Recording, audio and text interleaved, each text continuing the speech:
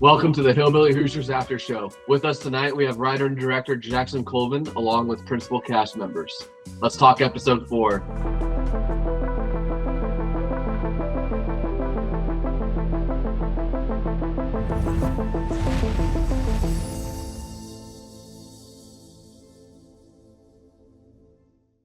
Jackson, episode 4 has one of the weirdest blends of tone in the season.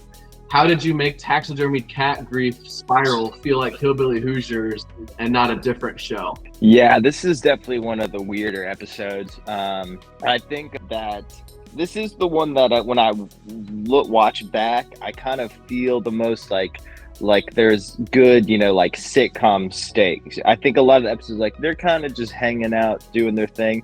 But this is the one where I'm like, okay, there's kind of like more than any of the episodes, I think like a specific goal they're working towards that kind of changes, the plot with each moment of the episode.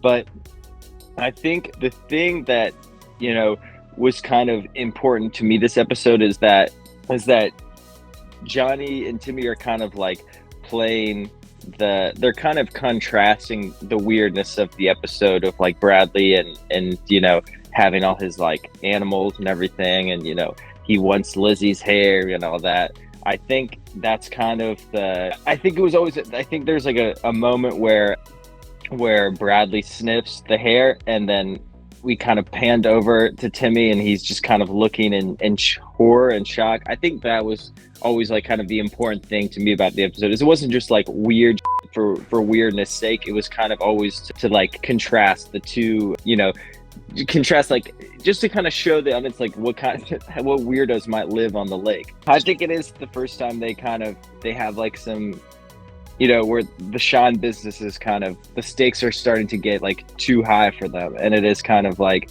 a moment where they have to go and like handle things. Yeah, I do think it is kind of like a coming of age moment for both of them. All right, Alex, what was harder?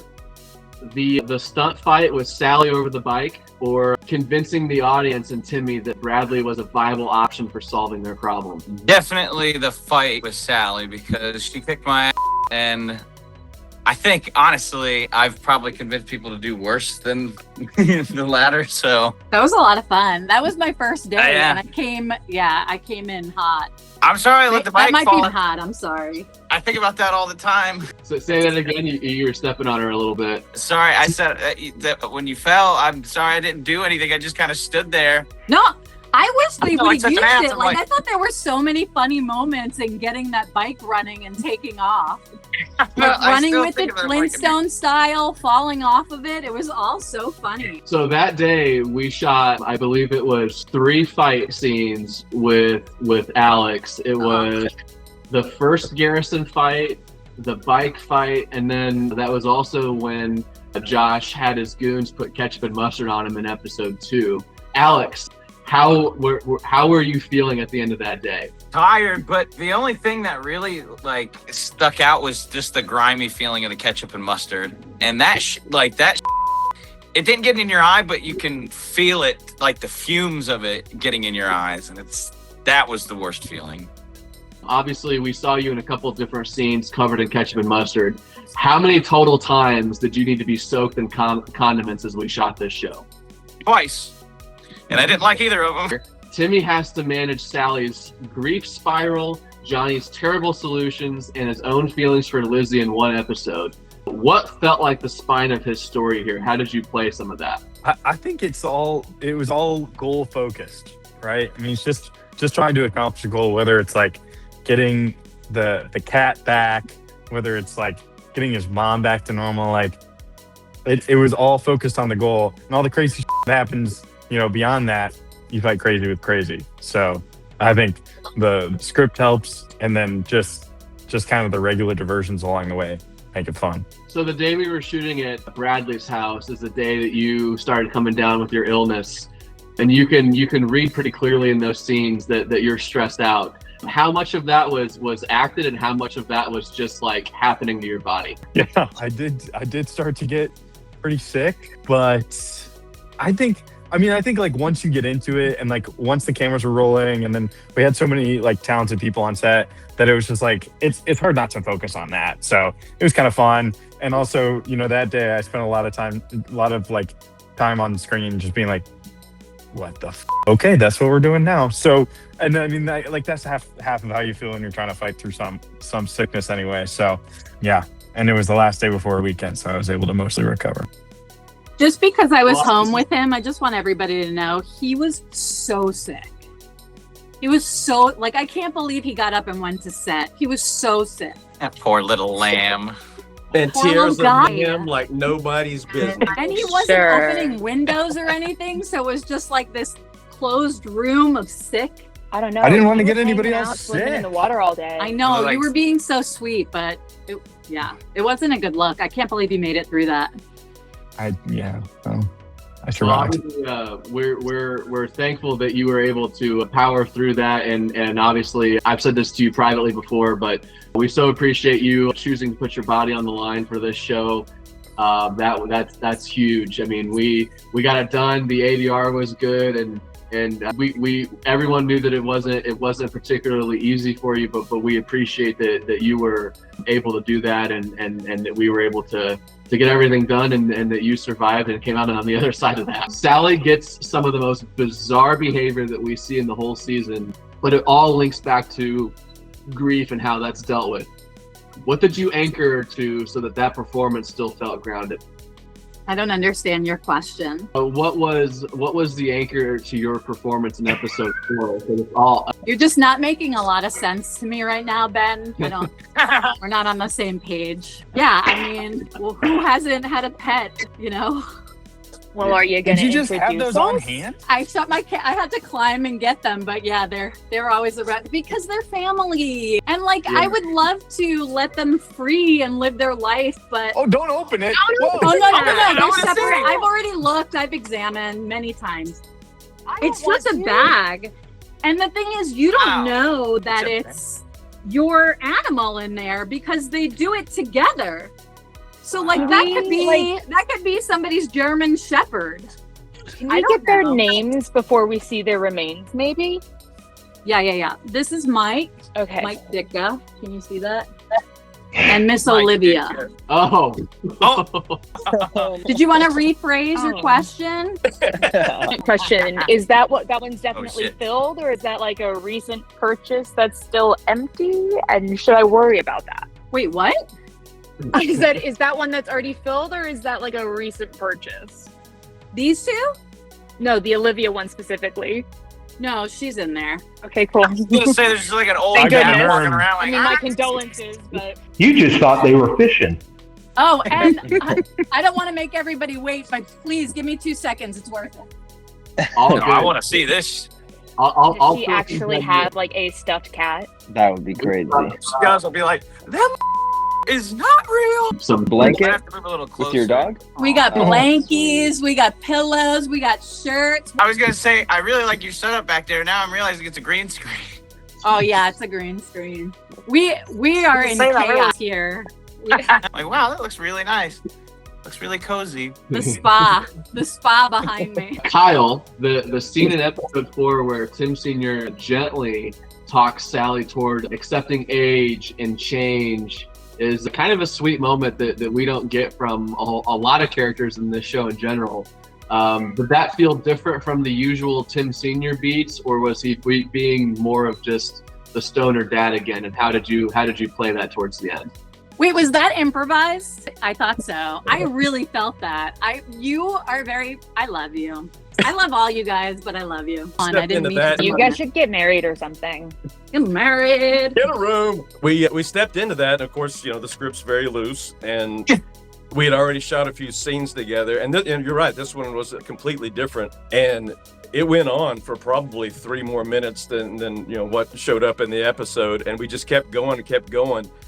And after that, I look at Ben and Jackson, and their eyes are lit up. They're like, "Holy shit, there's a whole new story. They actually love each other. They are there for each other. They are best friends. They're husband and wife. They do their own stuff. I mean, and there's no judgment. I think it's an absolutely wonderful marriage between the two." Olivia, in the haircut scene, Lizzie agrees to it because she's open-hearted, but she's not stupid. How did you approach protecting Lizzie's intelligence there? It's gonna sound weird, but I kind of dragged the line out a little bit. Not so much like she doesn't understand, but more so she's considering it. Because like, on one hand, it is really weird. But on the other hand, Timmy's like her fishing acquaintance. And so she wants to like help out these kids and help out him in some way. So just trying to like show that she did give it some thought. She did consider it. So a couple weeks before we started shooting, you asked us if we would actually be cutting your hair in the scene. And obviously, I was terrified. Obviously we said no, but what would your reaction have been if we said, yes, we do plan on showing the haircut for real? Probably a lawsuit, a hit of some kind. I'm certain I would have lost my little mind. But I think instead, the art director had to find, wasn't it like a Ariel doll or something like that instead? She found some sort of Barbie doll with something like that. But yeah, there was no way you were getting a single strand.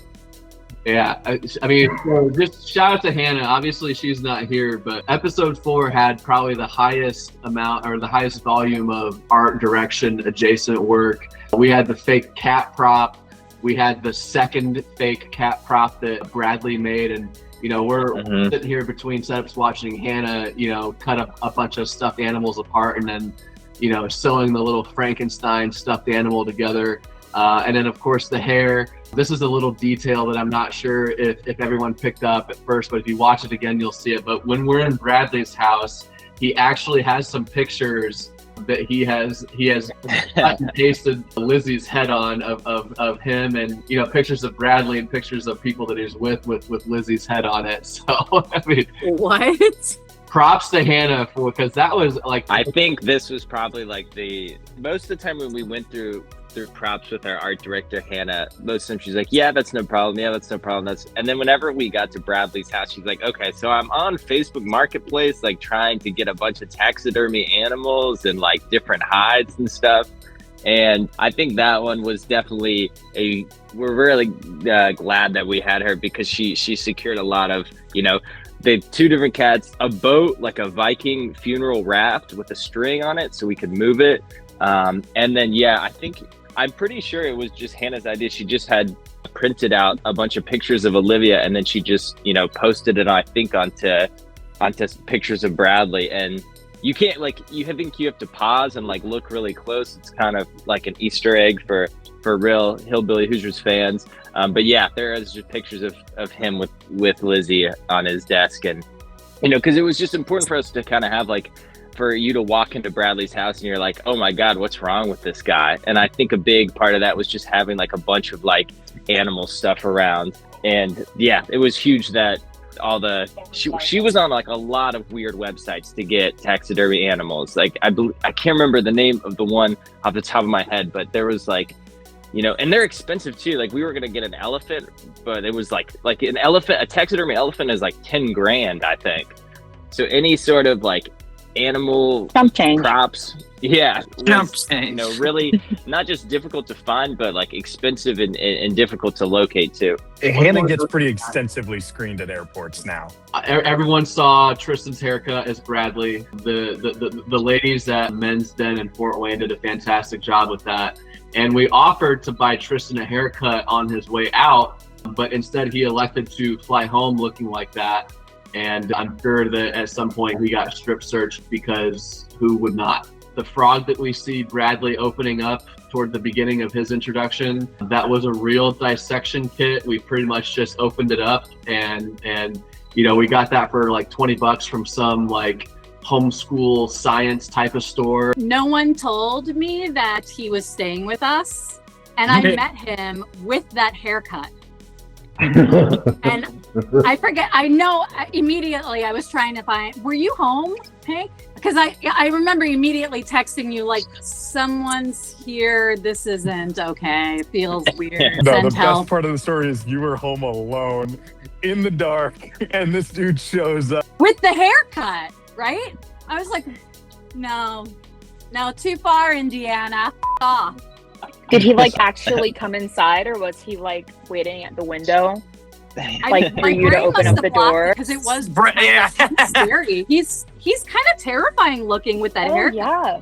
Oh yeah. No, I don't really remember. I know I tried to be polite because I would never want somebody to feel bad, but I was like, hey guys, be quiet. Someone's at the door. On my end of that, I had a reminder set in my phone to give you guys at that Airbnb a heads up that he'd be there that night.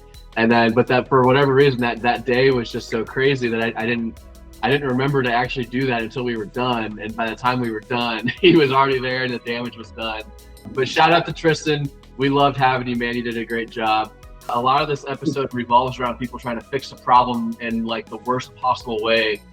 Which character do you think handles the situation the worst and why? We're just going to go in the whole circle here. Jackson, which character handled everything the worst there? I think probably Sally, because she was kind of on sloppy Sally rampage. But at the same time, you kind of have to Sally, you kind of you take the bad with the good, because even though she might be chaotic, she's effective. So I think maybe either Sally or Johnny, just because Johnny's always doing something crazy. I want to put the blame on my own son. Well, he's obviously smarter than Johnny. Why are you following this idiot and doing what he's doing? Use your own head, man. Jesus. Alex, anything to say about that, or what's your thoughts on this? He took the words right out of my mouth, right out of my heart too. All right, You can tell this goes back to childhood. Yeah. Hank's just been following him around, doing all the dumb shit that Johnny gets into. So this is just another example of bad decision making on Hank's part. Exactly. And if Hank hadn't even said anything in the first place, Johnny would have never gotten involved. Exactly. Hank, what are your Wow. I blame my parents for the way I was raised. I assume no responsibility. I think Sally, she goes on a bender and you can see that maybe she's not from the lake, but she's got a lot of lake in her. Like she's drinking bullet rye in the morning. It's no wonder I grew up, I ended up like this. I'm grateful. Tirza, your thoughts on that? I think it's AJ, you guys. He brought to the party. Yeah, you don't start looking behind you. Wait. AJ, even though you weren't in this episode, who do you blame for all the problems in the episode? Timmy. Wow. Timmy? So Sally absolutely has a psychotic break over a cat, but Timmy is not inebriated when he makes these decisions that are just one awful decision after another to try to fix these problems, and then gets Johnny involved, who is not the person to go to fix these things. Thank you, Josh. You. Just the snowball of chaos that ensues, and it's just, yeah. I went to the wrong episode. It was in that episode. Hank was the problem. Hank, you're the problem. I love thus you. Begins Timmy's villain arc. We might be getting a little bit of that here in the future. Olivia, are you also going to blame Hank for all this, or do you have someone else in mind? No, I'm actually gonna blame Johnny a little bit, because it seems like anytime he tries to find a solution, he kind of thinks the solution is to like fall back on his self-destructive tendencies. So even when he is sober, he still makes the bad decisions. Like, yeah, I'm going to go to this party with the coke and the alcohol and stuff, and I'm going to go turn up, even though he knows he can't handle himself. Thanks for being with us tonight. The season finale drops next Tuesday only on this YouTube channel. You won't want to miss it. Dude, I cannot remember anything from last night. Do you think that it could be due to the large amount of alcohol that you drink? Yeah, nice one, Sherlock. No, I can't remember anything. Hey everybody, I'm Ben Richards, founder of Intravision and executive producer of Hillbilly Hoosiers. To keep up with everything that we're doing and to grab merch from our store, follow or subscribe at intravision.us or visit intravision.us. Thanks for watching, and we'll see you next time.